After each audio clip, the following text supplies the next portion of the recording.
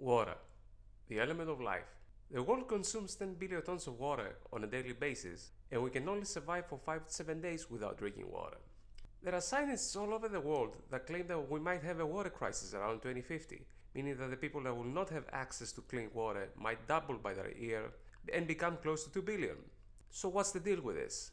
Are we going to have a water crisis in the future, or is it just a wild scenario in some people's heads? Before we get to that, let me give you some facts. Our little planet is full of water, as you probably know. 97% of that is seawater, which we cannot drink. 2% is trapped in icebergs and glaciers that we don't have access to, and roughly 1% is the fresh water that sustains us. The sources of that water can be rivers, lakes, aquifers, recycled water, and rain. You probably don't know what an aquifer is, so let me tell you right now. This is an underground layer of rock or other material that has water trapped in it. And this is where the worlds draw water from, actually, in case you didn't know. The good news is that the water is being renewed all the time through the water cycle. Seawater is being evaporated and turned into clouds, which becomes rain afterwards, which refills all of our reservoirs at the end. This is basically how the water cycle works. And now you might be thinking, so the water is being renewed all the time. What the fuss is all about, Marcos? I'll tell you right now, dear friend. The problem is overpopulation. The global population is rising rapidly, and at this rate, the available fresh water will not be enough to sustain all of human race, which is why many scientists are alarmed because of this phenomenon. However, before you start panicking, there are ways to deal with this, and I'm gonna tell you right now which they are.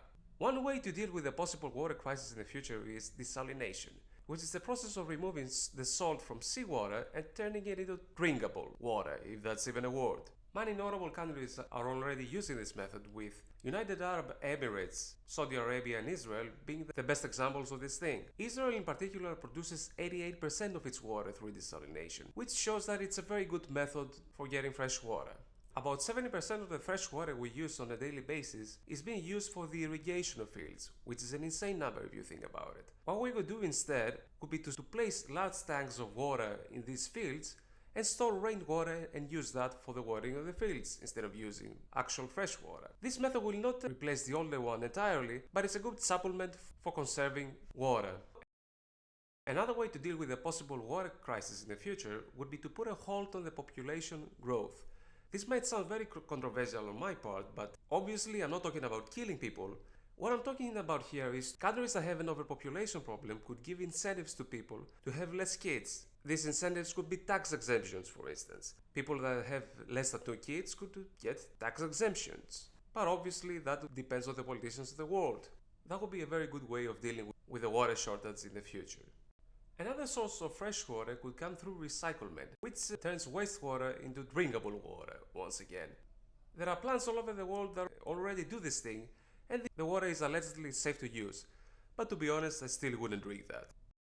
Finally, we everyday people could also help in a water crisis by conserving water as much as we can. One good way to do this thing is to take short showers instead of baths, because it is estimated that we save up to 3 to 4 gallons by using this method.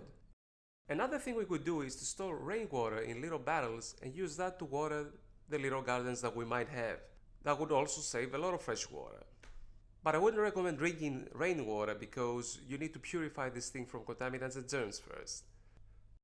Also, we could use dishwashers to wash our plates, since this is estimated to save a lot of water as well. This method is good only if you have a lot of plates to wash. Otherwise, it would be better to wash them by hand. Finally, I'd like to tell you about this cool little thing that they have in some Japanese bathrooms, where it's a little mini sink on top of toilets where you can wash your hands. The same water is being used as flash water afterwards for the toilet, which is meant to save millions of gallons of water every year, according to some people. So kudos to Japan, I guess. And these were some ways to deal with a possible water shortage in the future, guys. As you can see, there are plenty of things that we can do to reverse the situation, but we need to act fast before it's too late. If you like the video, please like and subscribe. Thanks for watching and have a great day. Bye bye.